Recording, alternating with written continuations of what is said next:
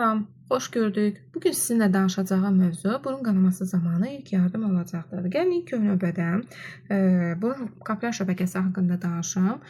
Burun çəpərinin ön hissəsində xırda damarların keçdiyi xüsusi bir zona var.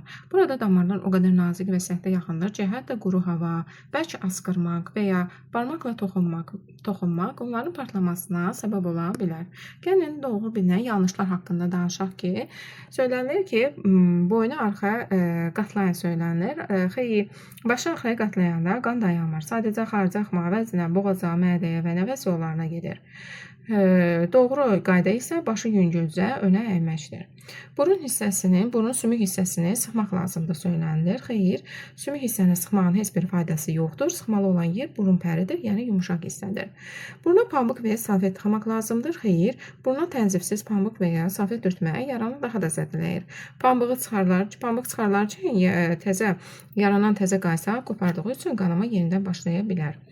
Doğru ilk addım necə olmalıdır? Həmin zaman xəstə, belə deyək də, insanlar həyəcanlana bilər. Bu zamanda həyəcan qan təsirini qaldırır, qanama artır. Buna görə də ilk növbədə sakit olmaq lazımdır. Başını önə əymək lazımdır ki, qan rahatlıqla xarici axa bilsin və ya ağzına tüpürülsün. Əllə burun pərini sıxmaq lazımdır. Alnına, burnun üstünə, ənsə nahiyəsinə buz və ya soyuq dəsmal qoymaq lazımdır.